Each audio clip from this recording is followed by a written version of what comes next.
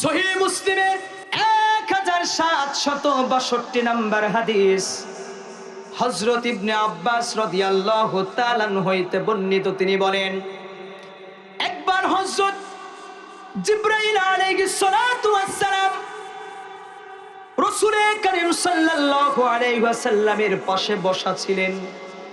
হঠাৎ করে তিনি বিকট আওয়াজ শুনে আকাশের দিকে তাকাইলেন। আকাশের দিকে তাকানোর পরে বললেন, এটি হলো আসমানের একটি দরজা খোলার আওয়াজ। এই দরজাটা ইতিপূর্বে কোনোদিন খোলা হয় নাই এবং ওই দরজা দিয়ে একজন ফেরেশতা বের হবে, সে দুনিয়ার বুকে আসবে। এই ফেরেশতার পূর্বে কোনো ফেরেশতা ওই দরজা দিয়ে বের হয়ে দুনিয়াতে আসে না। সুবহানাল্লাহ। এবং সেই ফেরেশতা এই দুনিয়ার বুকে, ওগো আল্লাহর হাবিব, আপনাকে দুটি নূরের সুসংবাদ দেওয়ার জন্য এসেছে। ইতিপূর্বে কোন নবী রাসূলকে এই দুটি নূরের সুসংবাদ দেওয়া হয় না। সুবহানাল্লাহ বলে, একমাত্র হে আল্লাহর হাবিব, আপনাকে এই দুটি নূরের সুসংবাদ দেওয়ার জন্য ওই ফেরেশতা আসমান থেকে আসছে এবং কোন নবী রাসূলকে এই দুটি নূরের সুসংবাদ দেওয়া হয়। ও আমার মুসলমান ভাইরা, জিবরাইল আলাইহিস সালাতু ওয়াস সালাম বললেন, ওগো আল্লাহর হাবিব, ওই দুটি নূর হইল সূরাতুল ফাতিহা এবং সূরা বাকারার শেষাংশ। চিৎকার দিয়ে বলেন না সুবহানাল্লাহ। সূরা ফাতিহা এবং সূরা বাকারার শেষাংশ, এই দুটি নূর আল্লাহ পাক রব্বুল আলামিন স্পেশালি রাসূলের উপরে নাজিল করেছেন। সুবহানাল্লাহ। এই সূরাতুল ফাতিহা, এই সূরাটির আরেকটি নাম হইল সূরাতুশ শিফা, অর্থাৎ আরোগ্য দানকারী একটি সূরা। কোন ব্যক্তি যদি নিয়মিত ইখলাসের সাথে সূরাতুল ফাতিহা তেলাওয়াত করে, আল্লাহ পাক রব্বুল আলামিন সব ধরনের অসুস্থতা থেকে তাকে সুস্থতা দান করবেন। চিৎকার দিয়ে বলেন না সুবহানাল্লাহ। ইন্নাল হামদালিল্লাহি নাহমাদুহু ওয়া নাস্তাঈনুহু ওয়া নাস্তাগফিরুহু ونؤمن به ونتوكل عليه ونعوذ بالله من شرور أنفسنا ومن سيئات أعمالنا. من يهد الله فلا مضل له ومن يضلله فلا هادي له. ونشهد أن لا إله إلا الله وحده لا شريك له.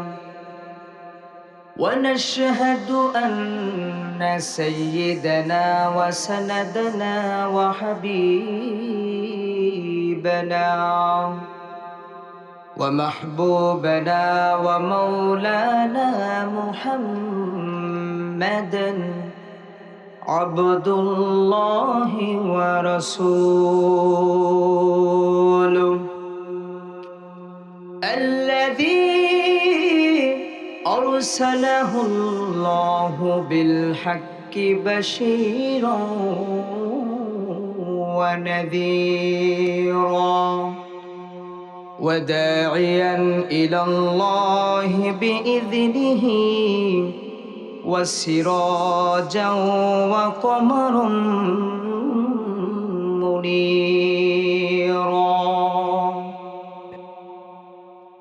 فقد قال الله تعالى في كلامه المجيد وفي فرقانه الحميد أعوذ بالله من الشيطان الرجيم بسم الله الرحمن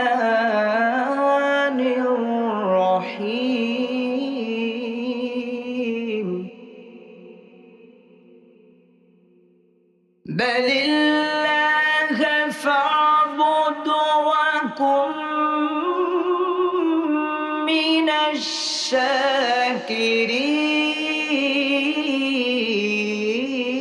الشاكرين بل الله فاعبد وكن من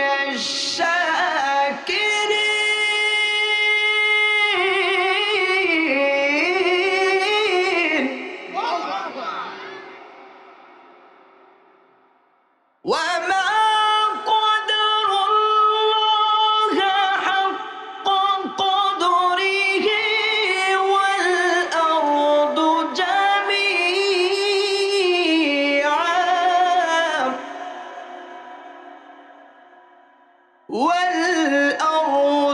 جميعا قبضته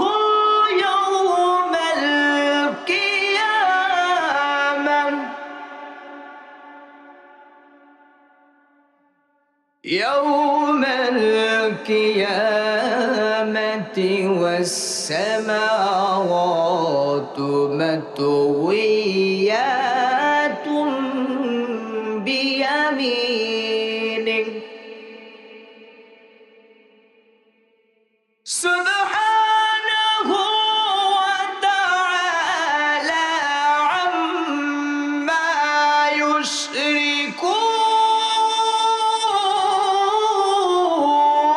يشركون الله أكبر ونفخ في الصور فصعق من في السماوات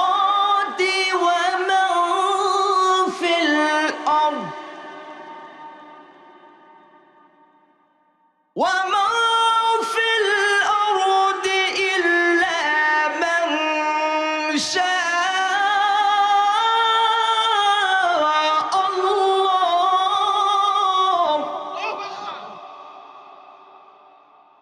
ثم نفخ فيه أخرى فإذا هم قيام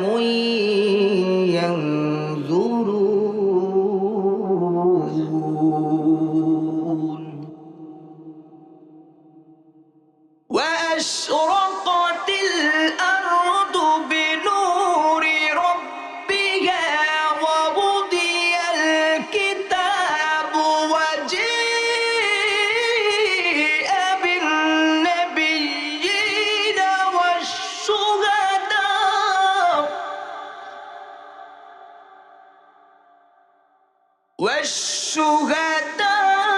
والشهداء وقضي بينهم بالحق وهم لا يظلمون الله أكبر ووفيت كل نفس ما عملت وهو أعلم بما يفعلون وسيق الذين كفروا إلى جهنم زمرا حتى إذا جاءوها وفتحت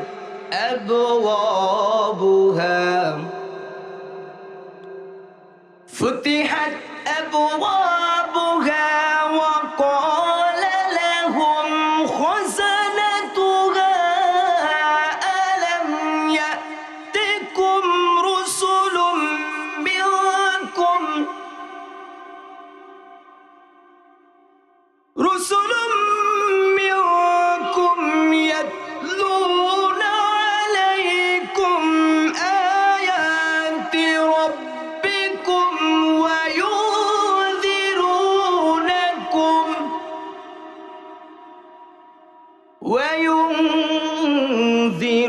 وينذرونكم لقاء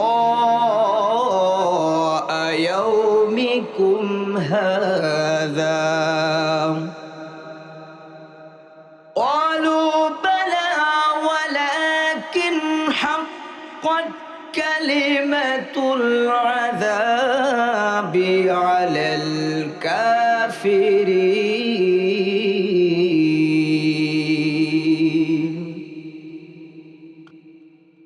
وقال رسول الله صلى الله عليه وسلم كن في الدنيا كأنك غريب أو عابر سبيل. وقال تعالى في شأن حبيب الله إن الله وملائكته يصلون على النبي يا أيها الذين آمنوا صلوا عليه وسلموا تسليما. وأمر مسلمان ভাইরা, আল্লাহ পাক রব্বুল আলামিন 28 নম্বর পারার সূরাতুল হাশরে 21 নম্বর আয়াতের ভিতরে বলেছেন লাউ আনজালনা হাযাল কুরআন, যদি আমি আল্লাহ পাক রব্বুল আলামিন এই কোরআনটাকে নাজিল করতাম আলা জাবাল, কোন একটি পাহাড়ের উপরে, লা রাআইতাহু, তাহলে তুমি দেখতে, খাশিআম মুতাসাদ্দিআম মিন খাশিয়াতিল্লাহ, তাহলে তুমি দেখতে এই কোরআনকে পাহাড়ের উপরে নাজিল করার কারণে আল্লাহর ভয়ে ওই পাহাড়টি অবনত হয়ে যেত এবং চূর্ণ বিচূর্ণ হয়ে যেত। আল্লাহু আকবার বলেন। ও আমার মুসলমান ভাইরা, তাহলে বুঝে গেল এই কোরআনের কত দাম। এই কোরআনটা যদি আল্লাহ পাক রব্বুল আলামিন কোন পাহাড়ের উপরে নাজিল করতেন, তাহলে সেই পাহাড়টা চূর্ণ বিচূর্ণ হয়ে যেত। কথা বলেন ঠিক কিনা? শুধু তাই না আমার মুসলমান ভাইরা, এই কোরআনের এত দাম, এত দাম, আল্লাহ পাক রব্বুল আলামিন সূরাতুল আরাফের 204 নম্বর আয়াতের ভিতরে বলছেন ওয়া ইযা কুরিয়াল কুরআনু ফাসতামিউ লাহু ওয়া আনসিতু লাআল্লাকুম তুরহামুন। আল্লাহ পাক রব্বুল আলামিন বললেন ওয়া ইযা কুরিয়াল কুরআন, যখন এই কোরআনকে তেলাওয়াত করা হবে, কোরআনকে পাঠ করা হবে, কোরআন নিয়ে গবেষণা করা হবে, কোরআন নিয়ে আলোচনা করা হবে, ফাসতামিউ লাহু ওয়া আনসিতু লাআল্লাকুম তুরহামুন। আল্লাহ পাক রব্বুল আলামিন বললেন এই কোরআনটা তেলাওয়াত করার সময় যে ব্যক্তি চুপ করে মনোযোগ সহকারে এই কোরআন শুনবে, এই কোরআনের আলোচনা শুনবে, আল্লাহ তাআলা বলছেন লাআল্লাকুম তুরহামুন, তাহলে তারা রহমত প্রাপ্ত হবে। বলেন না সুবহানাল্লাহ। তাহলে এই কোরআন শোনার দরকার আছে না নাই? জোরে বলেন আছে না নাই? এই কোরআন তেলাওয়াত যখন হবে, আল্লাহ বলছেন মনোযোগ সহকারে শ্রবণ করো, তাহলে আমি আল্লাহর পক্ষ থেকে তোমাদের উপরে রহমত বরকত নাজিল হবে। সুবহানাল্লাহ বলেন। ও আমার মুসলমান ভাইরা, এই কোরআন সম্পর্কে 9 নম্বর পারার সূরাতুল আনফালের 2 নম্বর আয়াতের ভিতরে আল্লাহ তাআলা বলছেন ইন্নামাল মুমিনুনা আল্লাযীনা ইযা যুকিরাল্লাহু ওয়াজিলাত কুলুবুহুম ওয়া ইযা তুলিয়াত আলাইহিম আয়াতুহু زادتهم ঈমানা। আল্লাহু আকবার। আল্লাহ পাক রব্বুল আলামিন বলেন, ইন্নামাল মুমিনুনা আল্লাযীনা ইযা যুকিরাল্লাহ ওয়াজিলাত কুলুবুহুম। প্রকৃত মুমিন তারাই যখন তাদের সামনে আল্লাহকে স্মরণ করা হয়, যখন কোরআন তেলাওয়াত করা হয়, যখন আল্লাহর জিকির করা হয়, ওয়াজিলাত কুলুবুহুম, তখন তাদের হৃদয়টা আল্লাহর ভয়ে কেঁপে ওঠে। বলেন না সুবহানাল্লাহ। তার মানে বুঝা গেল এই কোরআনে এত পাওয়ার, এত পাওয়ার। কোরআনটা যখন তেলাওয়াত করা হবে তখন মুমিন বান্দার হৃদয়টা কেঁপে উঠবে। এরপরে আল্লাহ তাআলা বলছেন, ওয়া ইযা তুলিয়াত আলাইহিম আয়াতুহু যাদাতহুম ঈমানা। আল্লাহ পাক রব্বুল আলামিন বললেন, ওয়া ইযা তুলিয়াত আলাইহিম আয়াতুহু, যখন মুমিন বান্দার সামনে এই কোরআনটাকে তেলাওয়াত করা হবে, তেলাওয়াত করে করে যখন শোনানো হবে, ওয়াইদা তুলিয়াত আলাইহিম আয়াতুহু যাদাতুহুম ঈমানা।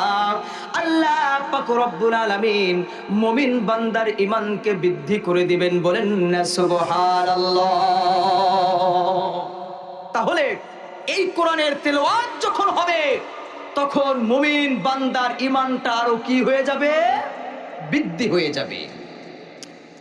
ও আমার মুসলমান ভাইরা, কিভাবে কিভাবে লক্ষ্য করে দেখুন, আমিরুল মুমিনিন খলিফাতুল মুসলিমিন হযরত ওমর ইবনুল খাত্তাব রাদিয়াল্লাহু তাআলা আনহু রাসূল করিম সাল্লাল্লাহু আলাইহি ওয়াসাল্লামের গর্দান কাটার জন্য রাসূলকে খুঁজতেছেন। তরবারির খাপ থেকে তরবারি বের করে রাস্তা দিয়ে হেঁটে হেঁটে যাচ্ছেন। একজন সাহাবীর সাথে দেখা হলো। ওই সাহাবী হযরত ওমর ইবনুল খাত্তাব রাদিয়াল্লাহু তাআলা আনহুকে দেখে জিজ্ঞেস করলেন, হে ওমর, তুমি কোথায় যাও? এই তরবারিকে খাপ থেকে বের করে কোথায় তুমি যাও? ও আমার মুসলমান ভাইরা, ওমর ইবনুল খাত্তাব রাদিয়াল্লাহু তাআলা আনহু বলতেছেন, আমি মুহাম্মাদের গর্দান কাটতে যাই। নাউজুবিল্লাহ বলেন। আমি মুহাম্মদ সাল্লাল্লাহু আলাইহি ওয়াসাল্লামের গর্দান কাটতে যাই। ওই সাহাবী ওমর ইবনুল খাত্তাব রাদিয়াল্লাহু তাআলা আনহুকে বলতেছেন, হে ওমর, তুমি মুহাম্মদ সাল্লাল্লাহু আলাইহি ওয়াসাল্লামের গর্দান কাটতে যাও, কিন্তু তুমি কি তোমার ঘরের খবর রেখেছো? তোমার বোন হযরত ফাতেমা বিনতে খাত্তাব এবং তোমার বোন জামাই হযরত সাঈদ ইবনে যায়েদ রাদিয়াল্লাহু তাআলা আনহু ইসলাম ধর্ম গ্রহণ করেছেন। সুবহানাল্লাহ। তুমি মুহাম্মদ সাল্লাল্লাহু আলাইহি ওয়াসাল্লামের গর্দান কাটতে যাচ্ছ, অথচ তুমি কি তোমার ঘরের খবর রেখেছো?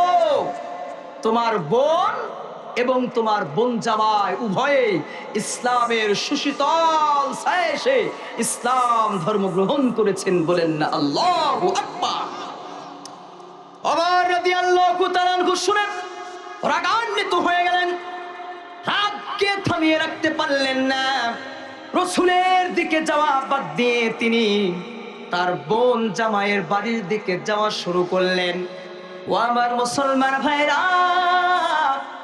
যখনই তার বোন জামাইয়ের বাড়ির সামনে উপস্থিত হইল, ভিতর থেকে শুনতে পাই আল্লাহর কালাম তাআলা তেলাওয়াত করছে। সুবহানাল্লাহ বলবেন না?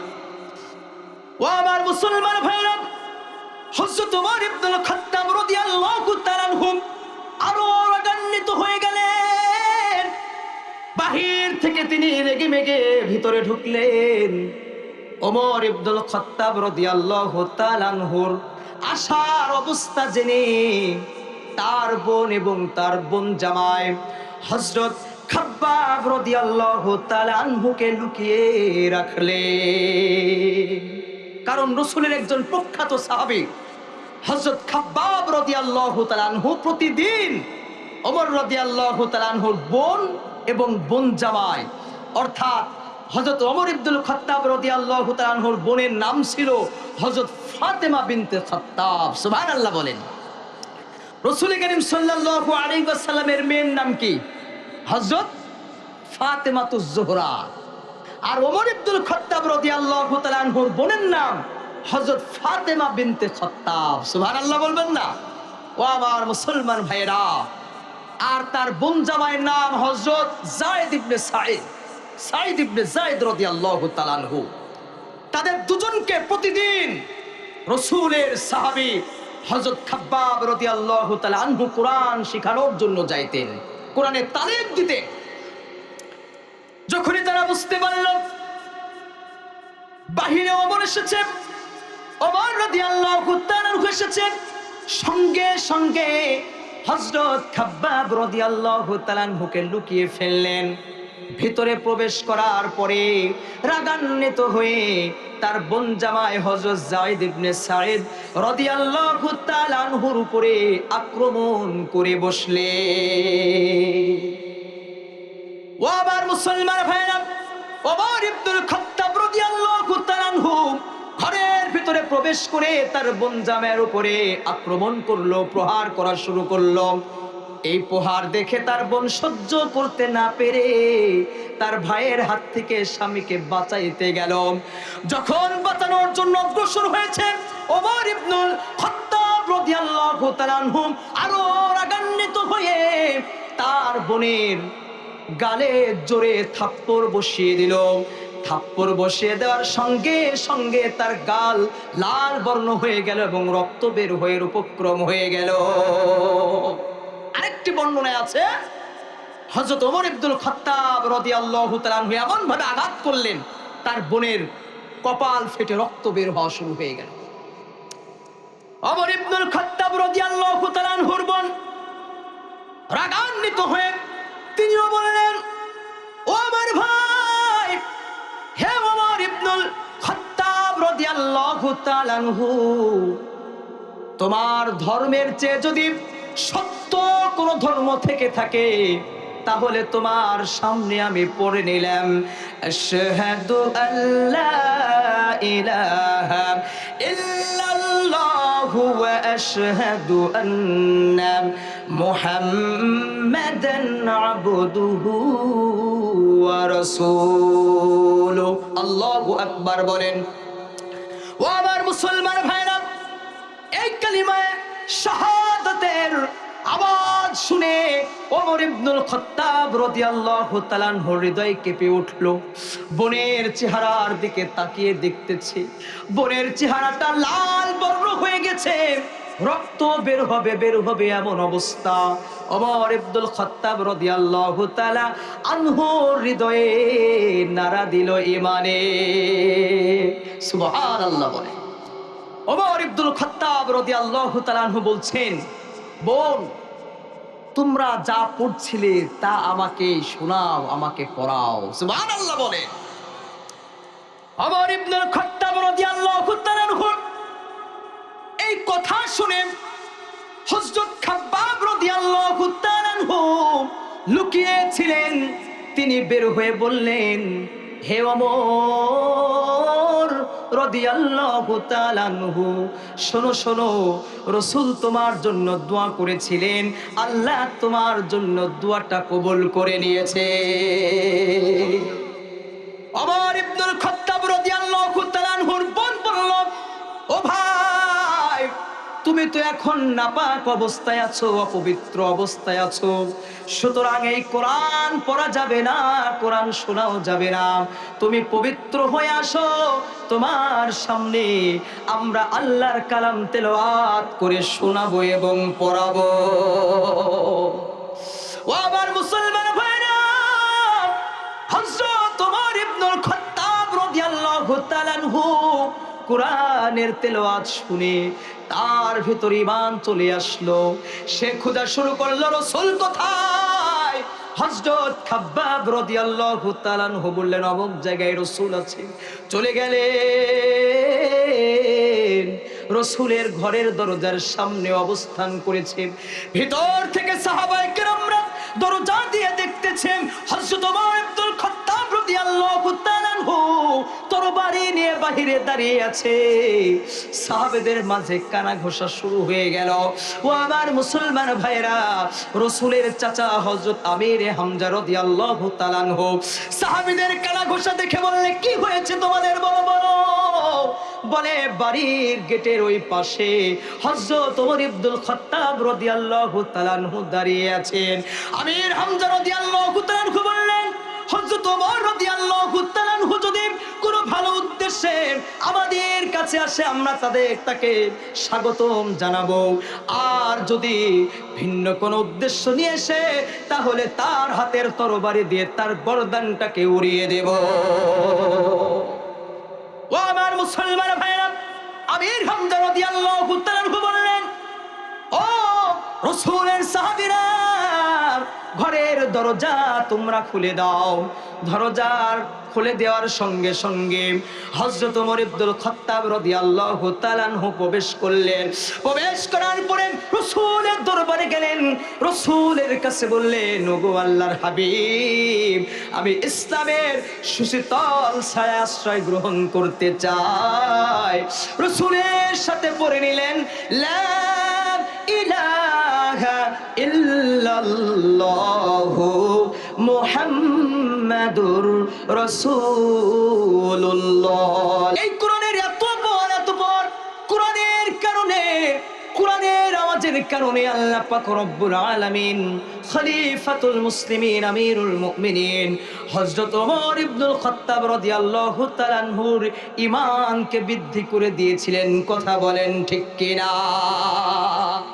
এই জন্য আল্লাহ পাক রব্বুল আলামিন এই সূরাতুল আনফালের 2 নম্বর আয়াতের ভিতরে বলছেন, ইন্নামাল মুমিনুনা আল্লাযীনা ইযা যুকিরাল্লাহু ওয়াজিলাত قلوبهم وإذا تليت عليهم آياته زادتهم إيمانا الله أكبر। আল্লাহ পাক রব্বুল আলামিন বলেছেন, প্রকৃত মুমিন তারা যাদের সামনে কোরআন তেলাওয়াত হলে আল্লাহর ভয়ে তাদের হৃদয়টা কেঁপে উঠবে, এবং তাদের সামনে যখন কোরআনকে তেলাওয়াত করা হবে, তাদের ঈমানটা আল্লাহ তাআলা বৃদ্ধি করে দিবেন। কথা বলেন ঠিক কিনা? তাহলে কোরআনের দাম কম না বেশি? জোরে বলেন, কম না বেশি? ও আমার মুসলমান ভাইরা,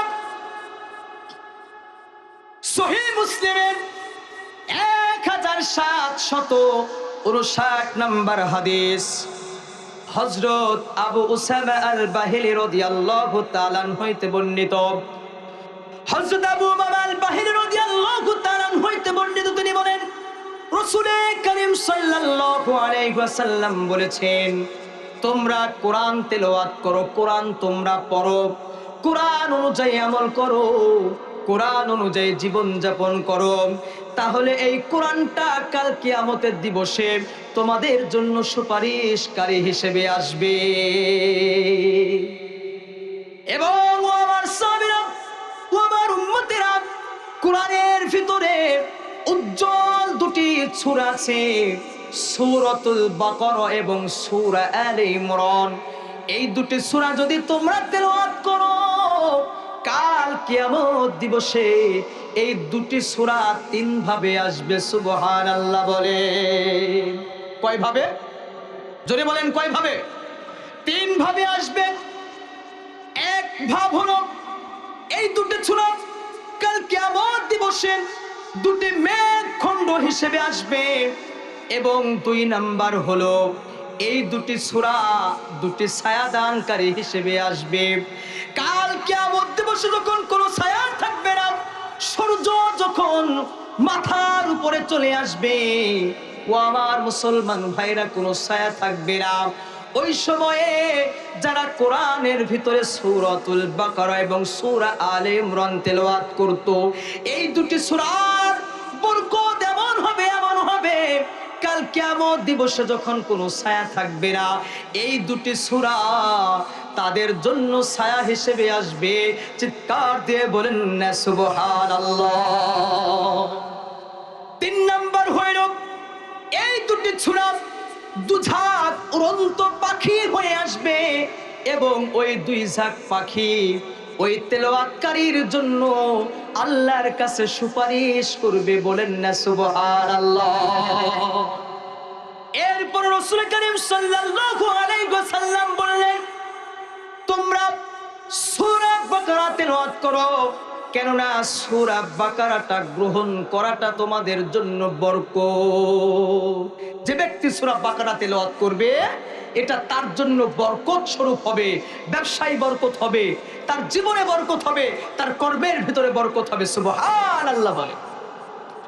এরপরে রাসূল বললেন, আর এই সূরা বাকারা পরিত্যাগ করা পরিতাপের বিষয় হবে, সুতরাং এই কোরআনটা তোমরা তেলাওয়াত করো এবং সূরা বাকারা বিশেষ করে তেলাওয়াত করো।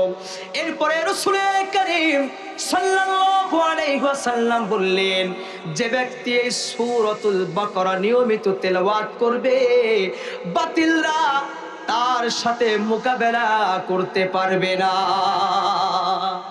মোকাবেলা করতে পারবে না বাতিলরা। হযরত মুয়াবিয়া রাদিয়াল্লাহু তাআলা আনহু এই হাদিসের শেষাংশে তিনি বলেছেন, বাতিলরা হলো জাদুকরেরা। কারা বলেন?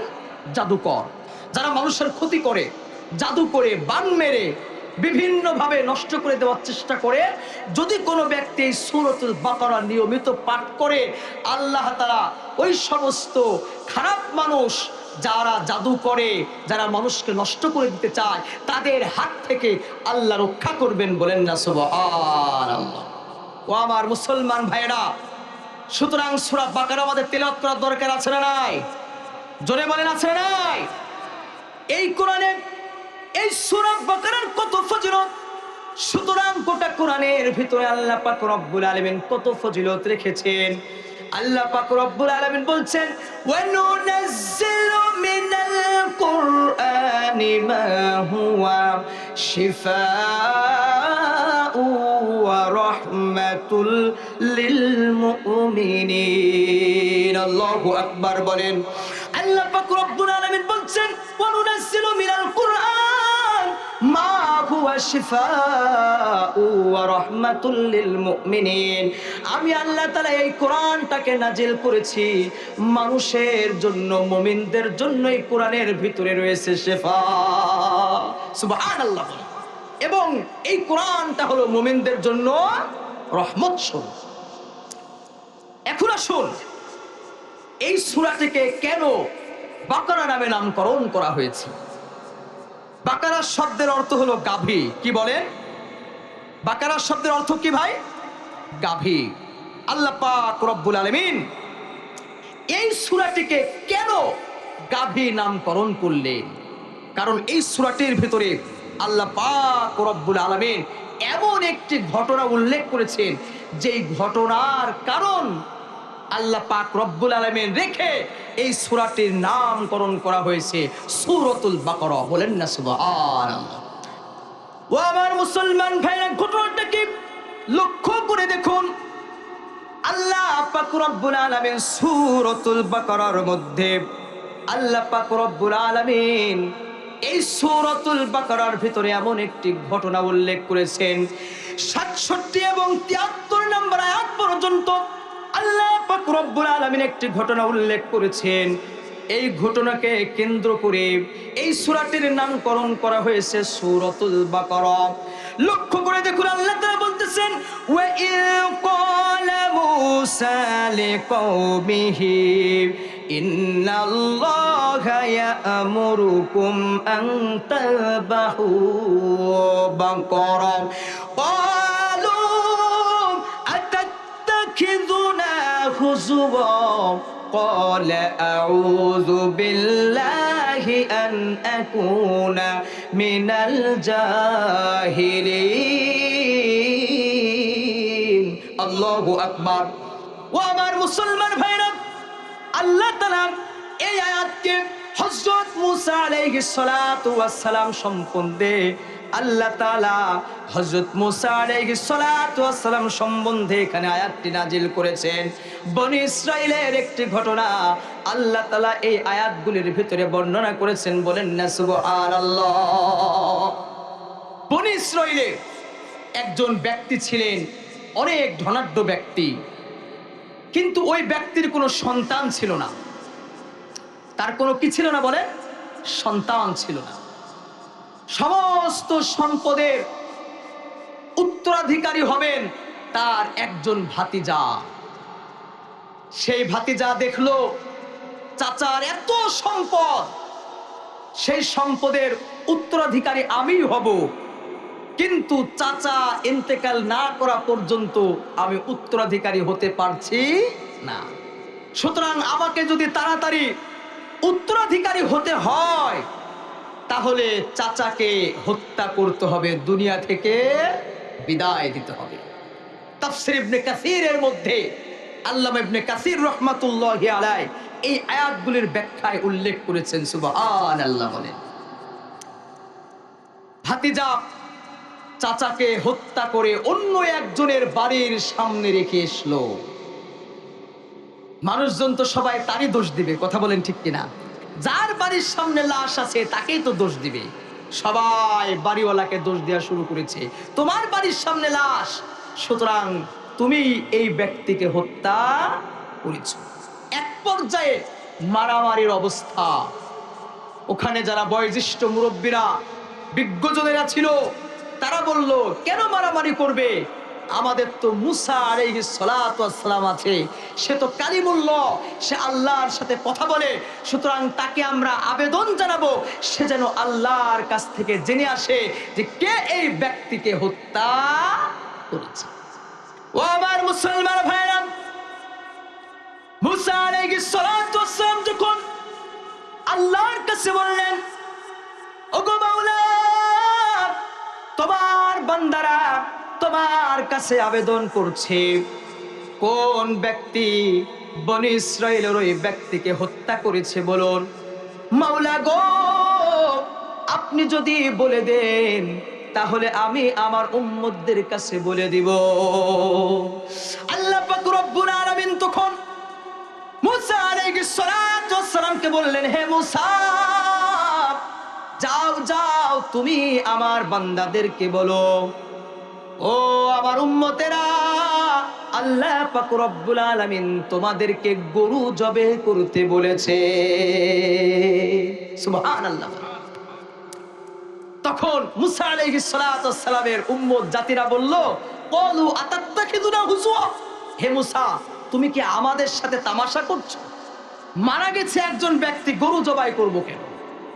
মূসা আলাইহিস সালাতু ওয়াস সালাম বললেন, ক্বালা আউযু বিল্লাহি আন আকুনা মিনাল জাহিলিন, আমি আল্লাহর কাছে মূর্খদের মতো হওয়া থেকে নিজেকে আশ্রয় প্রার্থনা করছি। অর্থাৎ আল্লাহ তাআলা গরুই জবেহ করতে বলেছে, আর তোমাদেরকে আল্লাহর নির্দেশটাই জানিয়েছি, সুতরাং আমি তোমাদের সাথে ঠাট্টা বিদ্রুপ মস্করা তামাশা করছি না। আল্লাহ যা বলেছেন তাই আমি তোমাদেরকে করতে বলেছি, বলেন না সুবহানাল্লাহ। ও আমার মুসলমান ভাইরা, ওই সময় যদি একটি গরু জবাই করে দিত হয়ে যেত, কিন্তু বনি ইসরাইল এমন একটি জাতি ছিল, তারা বেশি বেশি প্রশ্ন করত। মূসা আলাইহিস সালাতু ওয়াস সালামকে বললেন, ক্বালু দু'উ লানা রাব্বাকা ইউবাইয়িন লানা মা হিয়া, হে মূসা, তুমি তোমার আল্লাহর কাছে জেনে আসো গরুটা কেমন হবে, গরুটা কেমন হবে আল্লাহর কাছে জেনে আসো। আল্লাহ পাক রব্বুল আলামিন বললেন, হে মূসা, বলো গরুটা একেবারে বয়স্কও না, আবার একেবারে বাছুরও না, অর্থাৎ আওয়ানুম বাইনা যালিক, এই দুটির মাঝখানে একটি গরু জবেহ করবে, তাহলেই হয়ে যাবে, বলেন না সুবহানাল্লাহ। মূসা আলাইহিস সালাতু ওয়াস সালাম তার জাতির কাছে আসার বললেন, ফাফআলু মা তু'মারুন, সুতরাং তোমরা মধ্যম বয়সে একটি গরু জবেহ করো, আল্লাহ বলেছেন তোমরা এখন জবেহ করে নাও, বলেন না সুবহানাল্লাহ। কিন্তু আমার মুসলমান ভাইরা, বনি ইসরাইল এমন একটি জাতি ছিল এই বনি ইসরাইল আবার মুসা আলাইহিস সালাতু ওয়াস সালামকে প্রশ্ন করলেন, ক্বালু দু'ু লানা রাব্বাকা ইউবাইয়্যিন লানা মা লাউনুহা। আল্লাহর কাছে আবার জানার জন্য বললেন, হে মুসা, আল্লাহর কাছে জেনে আসো ওই গরুটার রংটা কেমন হবে। আল্লাহ পাক রব্বুল আলামিন তখন বলে দিলেন, হে মুসা, যাও যাও তোমার জাতিকে বলো ওই গরুটা গাঢ় পিত রঙের হবে। অর্থাৎ এমন একটি রং যেই রংটার গরু সহজে পাওয়া যায় না। আবার মুসাকে বলল, হে মুসা, আমাদের কাছে তো সব গরু একই রকম লাগে, আরেকটু স্পষ্ট হয়ে আসো। আল্লাহর কাছে বললেন, আল্লাহ পাক রব্বুল আলামিন বললেন, হে মুসা, এমন একটি গরু হতে হবে নিখুঁত, নিখুঁত হতে হবে। মাঠে কোনো কাজ করানো গরু হবে না, চাষাবাদের কোনো কাজে সেই গরুকে ব্যবহার করা হয়নি। এমন একটি গরু, অর্থাৎ যেই গরুটা গৃহপালিত। সুবহানাল্লাহ বলেন। ও আমার মুসলমান ভাইরা, খুঁজতে খুঁজতে এমন একটি জায়গায় পাইলো এবং তারা ওই গরুটার দাম এত চাইলো, তাদের আর গরুটা জবাই করা সম্ভব হলো না। কিন্তু তারপরেও যেহেতু ওই যে হত্যাকারীকে বের করতে হবে, সুতরাং গরু তো জবাই করতে হবে।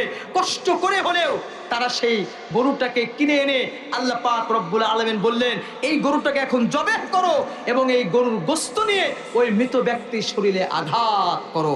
ও আমার মুসলমান ভাইরা, আল্লাহ তাআলার নির্দেশে ওই গরুর শরীরের গোশত কেটে যখনই ওই ব্যক্তি, ওই যে চাচা যাকে হত্যা করা হয়েছে, তার শরীরে আঘাত করার সঙ্গে সঙ্গে চাচা জীবিত হয়ে বলে দিল, আমাকে হত্যা করেছে আমার ভাতিজা। বলেন না আল্লাহু আকবার। ও আমার মুসলমান ভাইরা, চাচা জীবিত হয়ে ভাতিজার কথা বলে দিল, আমার ভাতিজা আমাকে হত্যা করেছে, সুতরাং তোমরা তাকে ধরো।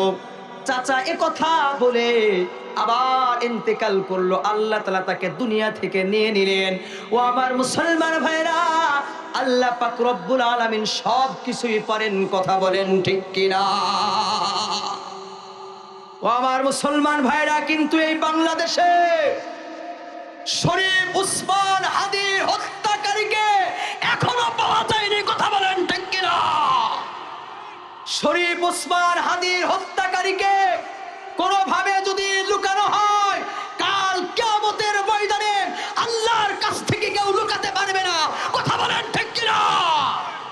সুতরাং আমরা মুসলমান বলতে চাই, এই বাংলাদেশের সার্বভৌমত্ব রক্ষা করার জন্য শহীদ শরীফ উসমান হাদী তার জীবনকে বিলীন করে দিয়েছে। ইসলামকে মহব্বত করার কারণে, দেশকে ভালোবাসার কারণে তার জীবনটাকে বিলীন করে দিয়েছে, কথা বলেন ঠিক কিনা? সুতরাং সম্মত উপস্থিতি, এই দুনিয়াতে শরীফ উসমান হাদীর হত্যাকারী যদিও বেঁচে যায়, কাল কিয়ামত দিবসে আল্লাহর সামনে বাঁচতে পারবে না, কথা বলেন ঠিক কিনা? আল্লাহর কাঠগড়ায় তাকে দাঁড়াতেই হবে, কথা বলেন ঠিক কিনা?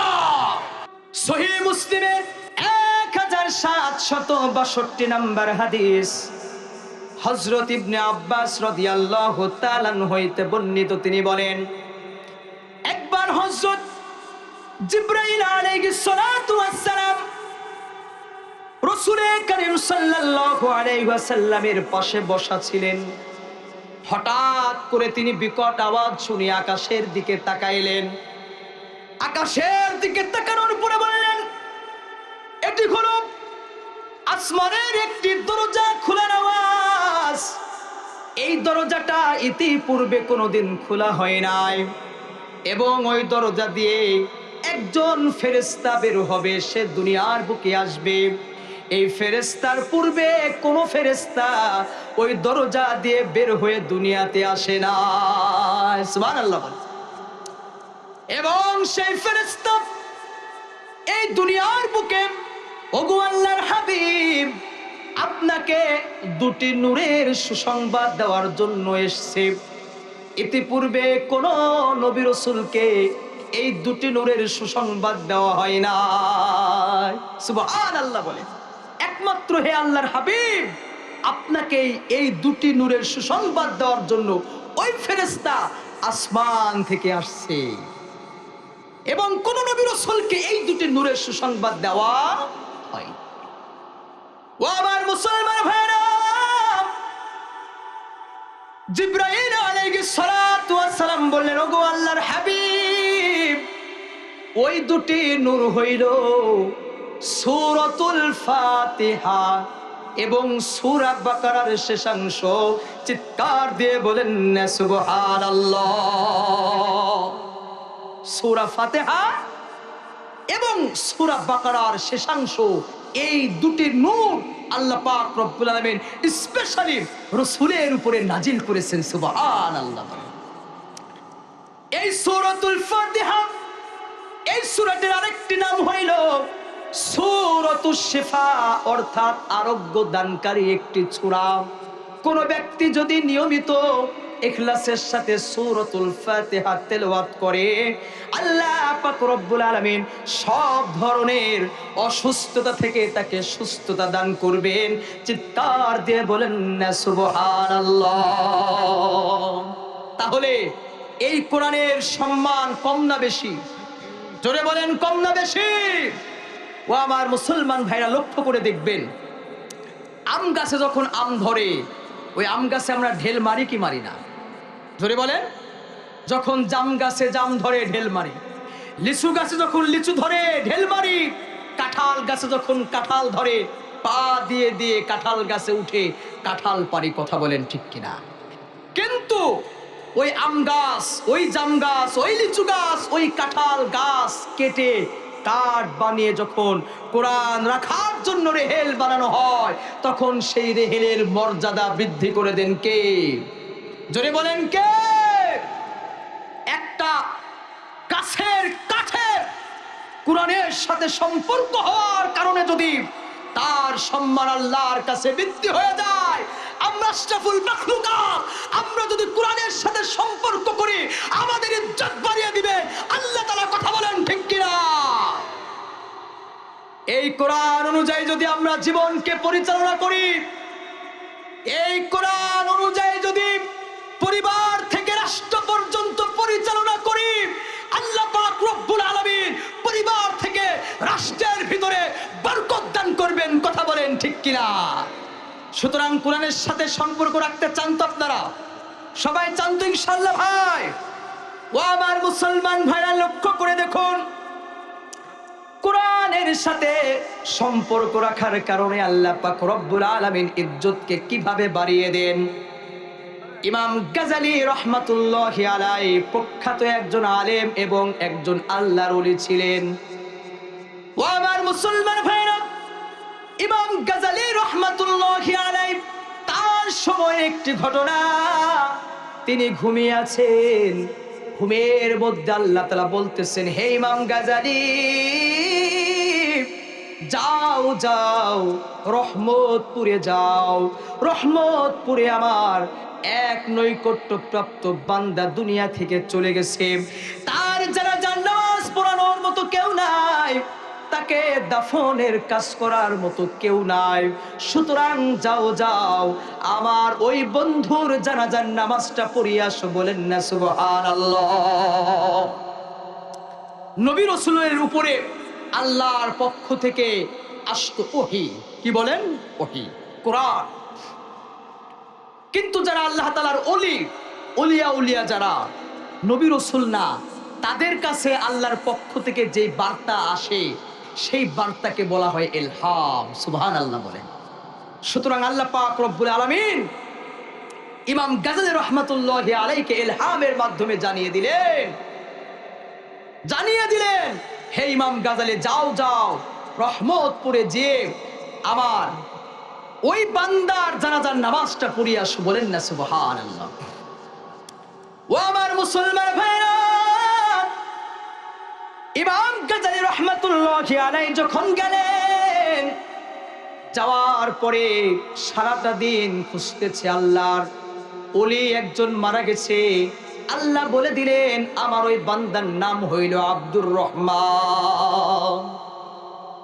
ইমাম গাজালি রহমাতুল্লাহ আলাইহি খুঁজতে খুঁজতে সারাটা দিন পেলেন না। সন্ধ্যাবেলা একজন বলতেছে, আমাদের এই এলাকার ভিতরে কোনো আল্লাহর ওলির মৃত্যু হয় নাই, কিন্তু একজন কাঠুরিয়া জঙ্গল থেকে কাঠ কেটে কেটে বাজারে বিক্রি করে এমন একজন ব্যক্তি যার নাম হইল আব্দুর রহমান, তার ইন্তেকাল হয়েছে। ইমাম গাজী রহমাতুল্লাহ আলাইহি চলে গেলেন জঙ্গলের কাছে, দেখতেছেন ওই কাঠুরিয়ার লাশটা নিচে পড়ে আছে, তার স্বজনেরা পাশে বসে বসে হাউমাউ করে কাঁদতেছে। ও আমার মুসলমান ভাইরা, তার দুটি সন্তানও পাশে বসে বসে কাঁদতেছে। ইমাম গাজী রহমাতুল্লাহি আলাইহি বললেন, ও বাবারা তোমরা কেন কাঁদো? বলে আমার বাবা দুনিয়া থেকে চলে গেছে, তার দাফন কাফনের কাজ করার মতো কেউ নাই, জানাজার নামাজ পড়ানোর মতো কেউ নাই। ইমাম গাজী রহমাতুল্লাহি আলাইহি বললেন, আমি এসেছি তোমার বাবার জানাজার নামাজ পড়ানোর জন্য। সুতরাং ইমাম গাজী রহমাতুল্লাহি আলাইহি গোসল করিয়ে দাফন কাফন পরিয়ে কবরের ভিতরে রাখার সঙ্গে সঙ্গে কবর থেকে খুশবু বের হওয়া শুরু হয়ে গেল। চিৎকার দিয়ে বলেন না সুবহানাল্লাহ। ও আমার মুসলমান ভাইরা, ইমাম গাজী রহমাতুল্লাহি আলাইহি আরো আশ্চর্য হয়ে গেল। ওই সন্তানদেরকে জিজ্ঞেস করতেছে, তোমার বাবা কি এমন আমল করতো যে আমল করার কারণে কবর থেকে খুশবু বের হচ্ছে? বলে আমাদের তো জানা নাই, বাড়িতে আমার আম্মা আছে, আম্মাকে জিজ্ঞেস করুন। ওই ছোট ছোট বাচ্চাদের কথা অনুপাতে ইমাম গাজী রহমাতুল্লাহি আলাইহি ওই ব্যক্তির বাড়িতে গেলেন, বাহির থেকে ডাক দিয়ে বলতেছে, ওগো মা, ও কাঠুরিয়ার স্ত্রী, ও কাঠুরিয়ার বিবি, আপনার স্বামী দুনিয়াতে কি এমন আমল করতো যে আমল করার কারণে আল্লাহ পাক রব্বুল আলামিন আমাকে স্বপ্নে দেখিয়েছেন তার জানাজার নামাজ পড়ানোর জন্য, এবং যখন আপনার স্বামীকে কবরের ভিতরে রেখেছি কবর থেকে খুশবু বের হচ্ছে, কি এমন দুনিয়াতে ভালো কাজ করেছে?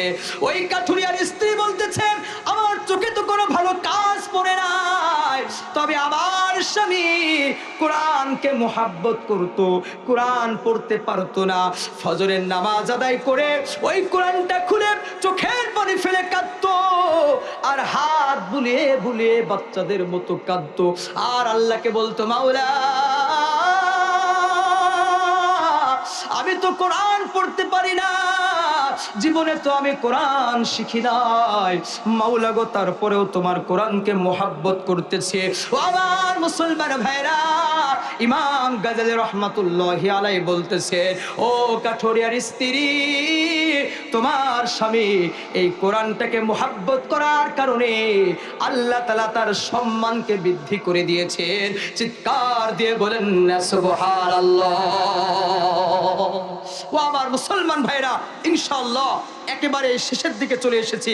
আমি আপনাদের মাঝে যে আয়াতগুলি তেলাওয়াত করেছিলাম 24 নম্বর পারার সূরাতুজ জুমারের যে আয়াতগুলি আমি তেলাওয়াত করেছিলাম 66 এবং 67 নম্বর আয়াত থেকে, আমি 66 এবং 67 নম্বর আয়াত থেকে সংক্ষিপ্ত কিছু কথা বলে আপনাদের মাঝ থেকে বিদায় নিব ইনশাআল্লাহ।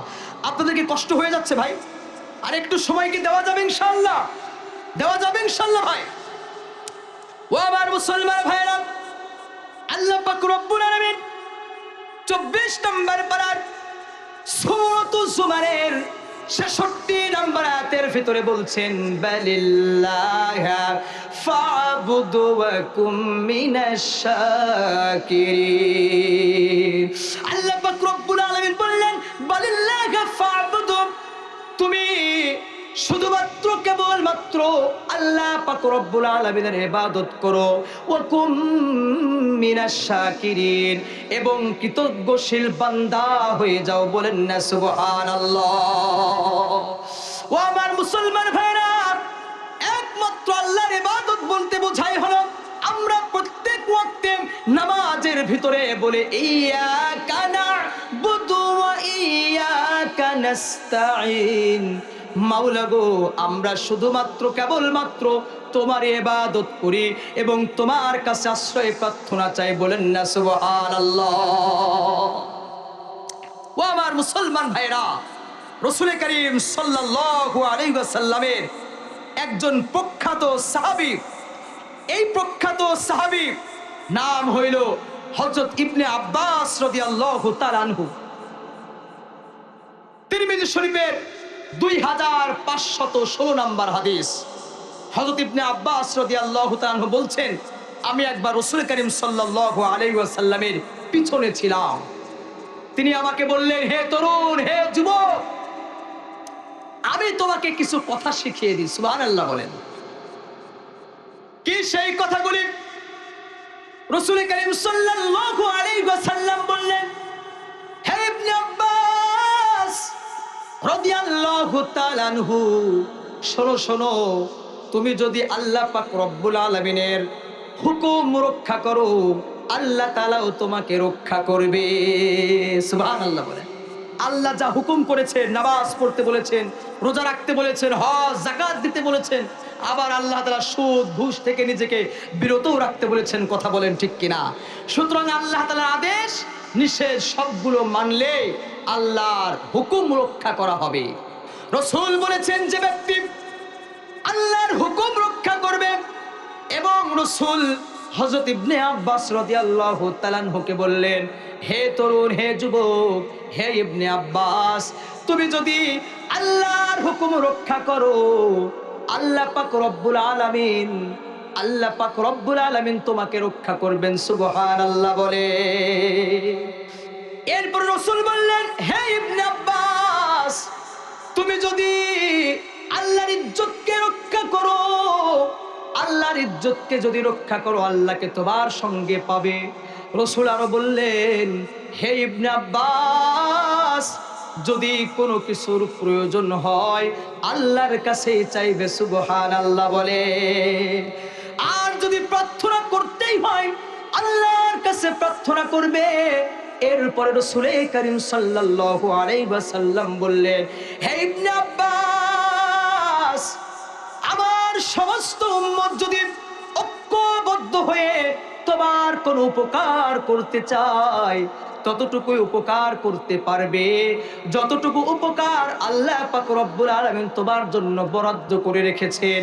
আবার রাসূল বললেন, হে ইবনে আব্বাস, তোমার ক্ষতি যদি আমার সমস্ত উম্মতরা ঐক্যবদ্ধ হয়ে করতে চায়, ততটুকুই ক্ষতি করতে পারবে যতটুকু ক্ষতি আল্লাহ তাআলা তোমার জন্য লিখে রেখেছে। আল্লাহু আকবার বলবেন না? এই হাদিস থেকে বোঝা গেল সব কিছুর মালিক কে? জোরে বলেন কে? সেই আল্লাহর ইবাদত করতে হবে। কথা বলেন ঠিক কিনা?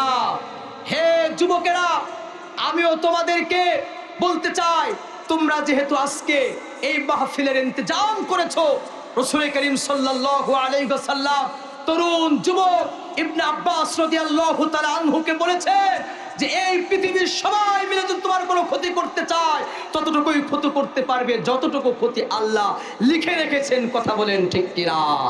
সুতরাং কোনো মানুষকে ভয় করা যাবে না, একমাত্র আল্লাহকে ভয় করতে হবে। কথা বলেন ঠিক কিনা? মানুষের ভয়ে হক কথা বলা বন্ধ করা যাবে না। কথা বলেন ঠিক কিনা? পৃথিবীর যতদিন আছে এই পৃথিবীর বুকে কোরআনের কথা, হক কথা বলতেই হবে। কথা বলেন ঠিক কিনা? সুতরাং হে যুবকেরা, আমিও তোমাদেরকে কথা বলতে চাই, তোমরা শুনে রাখো, কান খাড়া করে শুনে রাখো। তোমরা যদি এই বর্তমান সময়ে ঘুমিয়ে থাকো, ঘুমিয়ে থাকবে বাংলাদেশ। কথা বলেন ঠিক কিনা? আর যদি এই যুবকেরা শরীফ ওসমান হাদির মতো এই যুবকেরা যদি ইমানের পরে বলিয়ান হয়ে এই দেশের সার্বভৌমত্ব যদি রক্ষা করতে চায়, ইসলামকে যদি পৃথিবীতে প্রতিষ্ঠিত করতে চায়, এই যুবকরা যদি জাগ্রত হয়, জেগে উঠবে বাংলাদেশ। কথা বলেন ঠিক কিনা? সুতরাং ইসলামের জন্য জীবন দিতে, সংগ্রাম করতে কে কে প্রস্তুত আছেন? দুই হাত তুলে দেখা। লিল্লাহি তাকবীর। কোন মানুষকে ভয় করা যাবে না। কথা বলেন ঠিক কিনা? ও আমার মুসলমান ভাইরা, সুতরাং আল্লাহ পাক রব্বুল আলামিন বললেন, বালিল্লাহি ফাবুদু ওয়া কুম মিনাশ শাকিরিন। তুমি একমাত্র আল্লাহর ইবাদত করো, ওয়া কুম মিনাশ শাকিরিন, এবং কৃতজ্ঞশীল বান্দা হয়ে যায়। সুবহানাল্লাহ বলে। কৃতজ্ঞশীল বান্দা হয়ে যাও। যদি আমরা কৃতজ্ঞশীল বান্দা হই তাহলে কি ফায়দা লক্ষ্য করে দেখুন। সূরা ইব্রাহিমের 7 নম্বর আয়াতের ভিতরে আল্লাহ বলছেন, লা ইন শাকারতুম লা আযীদান্নাকুম।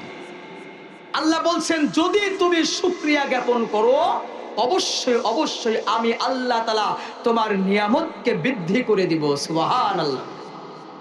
লা ইন শাকারতুম লা আযীদ, আযীদুন শব্দ, এই আযীদুন শব্দের শুরুতে আল্লাহ সুবহানাহু ওয়া তাআলা লামে তাকিদ অর্থাৎ আযীদুন শব্দের যে অর্থ সেই অর্থের গুরুত্ব বোঝানোর জন্য আল্লাহ তাআলা লাম এখানে উল্লেখ করেছেন এবং আযীদুন শব্দের শেষে নুনে সাকিরা যুক্ত করেছেন আবশ্যকীয় বোঝানোর জন্য। অবশ্যই অবশ্যই এটা অত্যাবশ্যকীয় বোঝানোর জন্য আল্লাহ তাআলা আযীদুন শব্দের শুরুতে লাম এবং শেষে নুন যুক্ত করেছেন। যখন লাম এবং নুন যুক্ত করা হয়েছে তখন এটার অর্থ হবে অবশ্যই অবশ্যই আমি আল্লাহ তাআলা তোমাদের নিয়ামতকে বৃদ্ধি করে দিব যদি তোমরা কৃতজ্ঞশীল বান্দা হও। সুবহানাল্লাহ বলেন।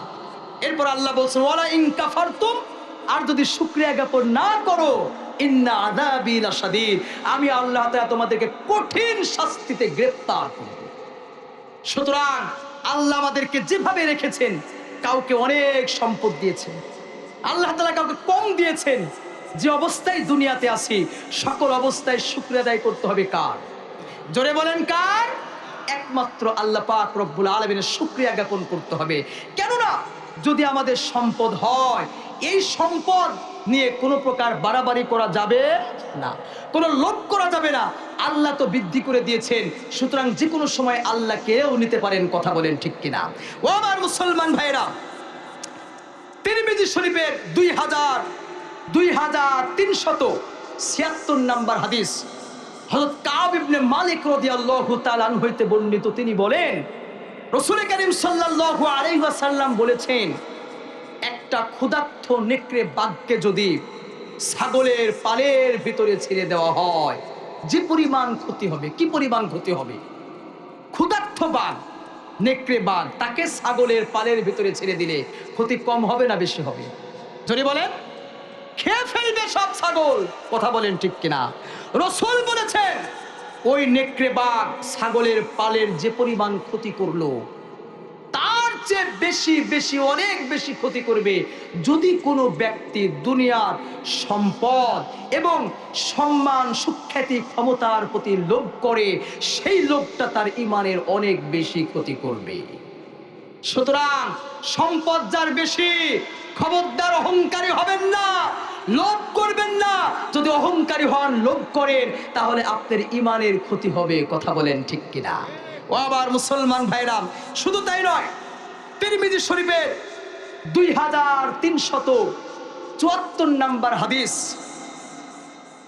এই হাদিসের মধ্যে রাসূল করিম সাল্লাল্লাহু আলাইহি ওয়াসাল্লাম বলেছেন, এই পার্থিব জীবন সবুজ শ্যামল মনোরম মনোমুগ্ধকর, যদি এই সম্পদগুলি কোনো ব্যক্তি সঠিকভাবে গ্রহণ করে এবং প্রয়োজন মোতাবিক খরচ করে, তাহলে আল্লাহ তাআলা তার সম্পদের ভিতরে বরকত দান করেন। সুবহানাল্লাহ বলেন।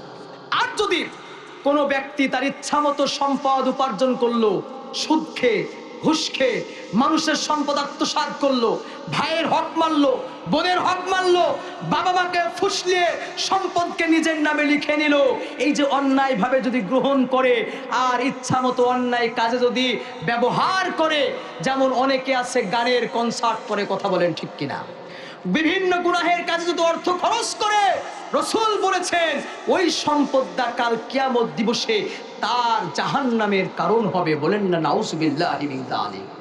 সুতরাং এই সম্পদকে সঠিকভাবে আমাদেরকে খরচ করতে হবে। কথা বলেন ঠিক কিনা? ও আমার মুসলমান ভাইরা, আলোচনার শেষাংশে চলে এসেছি। তিরমিজি শরীফের 2377 নম্বর হাদিস হযরত আব্দুল্লাহ রাদিয়াল্লাহু তাআলা হইতে বর্ণিত। তিনি বলেন, রাসূল করিম সাল্লাল্লাহু আলাইহি ওয়াসাল্লাম খেজুরের পাতার তৈরি মাদুরের উপরে শুয়ে ঘুমিয়ে গেছিলেন। ঘুম থেকে জাগ্রত হওয়ার পরে লক্ষ্য করে দেখলেন রাসূলের গায়ে ওই খেজুরের পাতার দাগ বসে গেছে। রাসূলে কারীম সাল্লাল্লাহু আলাইহি ওয়াসাল্লামকে সাহাবায়ে কেরামরা বললেন, ওগো আল্লাহর হাবিব, খেজুরের পাতার মাদুরে শুয়ে শুয়ে আপনার শরীর মোবারকে দাগ হয়ে গেছে, সুতরাং ওগো আল্লাহর হাবিব, আমরা নরম একটি তোশকের আপনার জন্য ব্যবস্থা করে দিই। সুবহানাল্লাহ বলবেন না? সাহাবায়ে কেরামদের রাসূলের কষ্ট কি সহ্য হয়? বলেন সহ্য হয়? সহ্য হয় না। ও আমার মুসলমান ভাইরা, রাসূল কারীম সাল্লাল্লাহু আলাইহি ওয়াসাল্লাম এই প্রস্তাবের জবাবে বললেন, ও আমার সাহাবীরা, বিশেষ করে হযরত আব্দুল্লাহ রাদিয়াল্লাহু তাআলা আনহুকে বললেন, হে আব্দুল্লাহ, দুনিয়ার সাথে আমার কিসের সম্পর্ক? এই দুনিয়া তো ক্ষণস্থায়ী। রাসূল বলেছেন, কুন ফিদ দুনিয়া কান্নাকা গরীবুন আও আবিরুস সাবিল। দুনিয়াতে তুমি এমন ভাবে বসবাস করো যেন তুমি পথিক বা মুসাফির।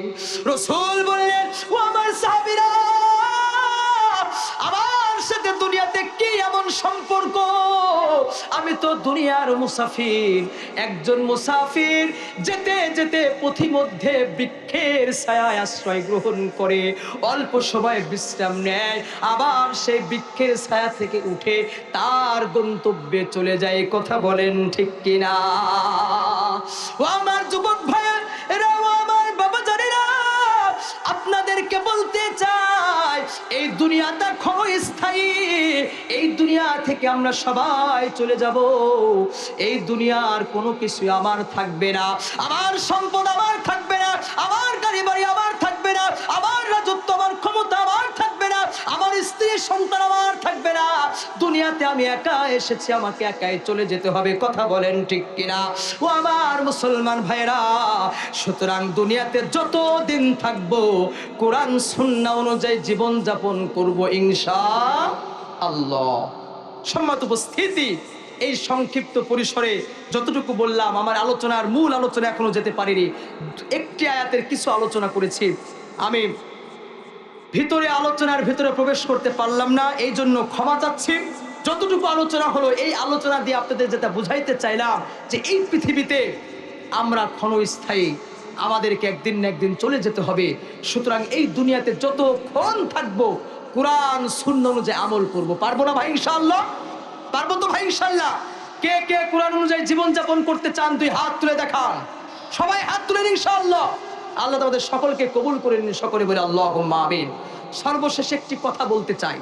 এই কথাটা শুনলে অনেক মানুষের গা জ্বলে এবং তারা ভুলভাবে বলে যে এটা হলো রাজনীতির কথা। কিসের কথা? জোরে বলেন, কিসের কথা? আচ্ছা বলেন তো দেখি, কোরআনটা কি শুধু নিজের ব্যক্তিগত কারণে এসেছে দুনিয়াতে? বলেন, ব্যক্তিগত কারণে এসেছে? না, আল্লাহ পাক রব্বুল আলামিন বলেছেন হুদাল্লিল মুত্তাকিন। মুত্তাকিদের জন্য এটা কি? পথ প্রদর্শক। শুধু তাই নয়, এই কোরআনটা একটা মানুষের পরিপূর্ণ জীবন ব্যবস্থা। সুবহানাল্লাহ বলেন। সুতরাং আমি যদি এই কোরআনটাকে শুধু পরিবারের ভিতরে সীমাবদ্ধ রাখি, দেখবেন পৃথিবীতে শান্তি আসবে না। কথা বলেন ঠিক কিনা? পৃথিবীতে অনেকে অনেক কথা বলে, এভাবে চললে শান্তি হবে, এভাবে চললে মানুষের দুঃখ দুর্দশা থাকবে না, অভাব অনটন থাকবে না। কিন্তু এটা সঠিক নয় ভাই। যতদিন না পর্যন্ত এই বাংলার বুকে কোরআনের আইন না চালু হবে, ততদিন পর্যন্ত এই বাংলার বুকে শান্তি আসতে পারে না। কথা বলেন ঠিক কিনা? আর এই বাংলার বুকে এই কোরআনের আইন চালু করতে পারবে একমাত্র আলেম সমাজ। কথা বলেন ঠিক কিনা? সুতরাং আমি ছোট হিসেবে, কারো সন্তান হিসেবে, কারো বড় ভাই হিসেবে, ছোট ভাই হিসেবে আমি আপনাদেরকে বলতে চাই, উদাত্ত আহ্বান জানাতে চাই, আপনারা কে কোন দল করেন এটা আমার জানার প্রয়োজন নেই। আপনি কোন দলের সাথে আছেন এটা আমার জানার প্রয়োজন নেই। কিন্তু কোরআন আল্লাহ আমাদের সবার জন্য নাজিল করেছেন। কথা বলেন ঠিক কিনা? বাংলাদেশে যত রাজনৈতিক দল আছে প্রত্যেকের জন্য এই কোরআনকে নাজিল করা হয়েছে। সুতরাং এই কোরআন অনুযায়ী আমাদের চলতে হবে। পরিবার থেকে রাষ্ট্র পর্যন্ত কোরআনের আইন যখন চালু হবে, রাসূলের সুন্নাহ যখন চলবে, উলামায়ে কিরাম যখন দিক নির্দেশনা দিবে, তখন দেখবেন অটোমেটিক দেশে শান্তি, রহমত, বরকতে পরিপূর্ণ হয়ে যাবে। কথা বলেন ঠিক কিনা? আর আমি চ্যালেঞ্জ দিয়ে গেলাম, লিখে রাখেন, কিয়ামতের আগ পর্যন্ত কোরআন অনুযায়ী আইন না চালু করলে এই দেশে কেউ কোশ্চিন কালেও শান্তি আনতে পারবে না, পারবে না, পারবে না। কথা বলেন ঠিক কিনা? সুতরাং কোরআন অনুযায়ী জীবনও চালাইতে হবে, সমাজ চালাইতে হবে, রাষ্ট্র চালাইতে হবে ইনশাআল্লাহ। আমার এই কথা কি রাজনীতির কথা হলো? রাজনীতির কোনো কথা হলো ভাই? সুতরাং উলামায়ে কেরামদের সাথে আছেন তো ভাই? ইনশাআল্লাহ সবাই আছেন তো ভাই? উলামায়ে কেরামদের সাথে থাকবেন, ইমাম সাহেবদের, এলাকার হুজুরদের সাথে থাকবেন, তাদের পরামর্শে চলবেন, দেখবেন আপনার জীবন ধন্য হয়ে যাবে ইনশাআল্লাহ। আল্লাহ তাআলা আমাদের সকলকে এই সংক্ষিপ্ত পরিসরে এই কথা অনুযায়ী সর্বপ্রথম আমাকে এবং আপনাদের সকলকে আমল করার তৌফিক দান করুন। সকলে বলি আল্লাহুম্মা আমিন। ওয়া আখির দাওয়ানা আনিল হামদুলিল্লাহি রাব্বিল আলামিন। রব্বানা ظلمنا أنفسنا وإن لم تغفر لنا وترحمنا لنكونن من الخاسرين. ربنا آتنا في الدنيا حسنة وفي الآخرة حسنة وقنا عذاب النار. رب ارحمهما كما ربياني صغيرا. اللهم رب ارحمهما كما ربياني صغيرا. حسبنا الله ونعم الوكيل، نعم المولى ونعم النصير. اللهم إنا نسألك علما نافعا وعملا متقبلا ورزقا حلالا طيبا. اللهم إنك عفو تحب العفو فاعف عني. رب زدني علما، رب زدني علما، رب زدني علما. মাওলা গো, আমি গুনাহগার বান্দা, কনকনে গভীর শীতের রজনীতে অঞ্জন গাছে শিকির পাড়া যুব সমাজের উদ্যোগে আয়োজিত আজকের এই তাফসীর কোরআন মাহফিলের বয়োজ্যেষ্ঠ মুরব্বীদেরকে সঙ্গে করে নিয়ে, চুল পাকা দাড়ি পাকা বাবাজানদেরকে সঙ্গে করে নিয়ে, বড় ভাইদেরকে, যুবক ভাইদেরকে, কচি কাঁচা বাচ্চাদেরকে, পর্দার অন্তরালে মা ও বোনদেরকে, মুআজ্জাজ মুহতারাম উলামায়ে কেরামদেরকে সঙ্গে করে নিয়ে তোমার শাহী দরবারে ভিখারির ন্যায় দুই খানা হাত উত্তোলন করেছি গো মাওলা। মাওলা গো, দীর্ঘ সময় ধরে কোরআন সুন্নাহ থেকে মাওলা গো কিছু আলোচনা করেছি গো মাওলা। সূরাতুল জুমারের ৬৬ এবং ৬৭ নম্বর আয়াত থেকে কিছু আলোচনা করেছি গো মাওলা। মাওলা গো, আলোচনার শেষে সূরা ফাতিহা এবং সূরা ইখলাস, ইস্তিগফার, দরুদ শরীফ পড়েছি গো মাওলা। ভুল ত্রুটিগুলো ক্ষমা করে দিয়ে আমাদের আজকের এই আমলগুলিকে তুমি কবুল করে নাও মাওলা গো। বিশেষ করে অঞ্জন গাছে শিকির পড়া যুব সমাজকে তুমি কবুল করে নাও গো মাওলা। এই যুবকেরা কত কষ্ট করে দীর্ঘদিন ধরে আজকের তাফসীর মাহফিলকে বাস্তবায়ন করেছে গো মাওলা। মাওলা গো, তাদেরকে তুমি ইসলামের জন্য কবুল করে নাও গো মাওলা। মাওলা গো, এই যুবকদেরকে যারা সহযোগিতা করেছে সকলের সহযোগিতা তুমি কবুল করে নাও মাওলা গো। অঞ্জন গাছি জিগির ফারার এলাকার মানুষদেরকে তুমি কবুল করে নাও গো মাওলা। মাওলা গো, কষ্ট করে দীর্ঘ সময় ধরে কনকনে শীতের মধ্যে যেই বাবা জানেরা কত কষ্ট করে করে তোমার কোরআন শ্রবণ করলো গো মাওলা, তাদের এই মাহফিলের উসিলায় জীবনের গুনাহগুলিকে মাফ করে দাও মাওলা। মাওলা গো,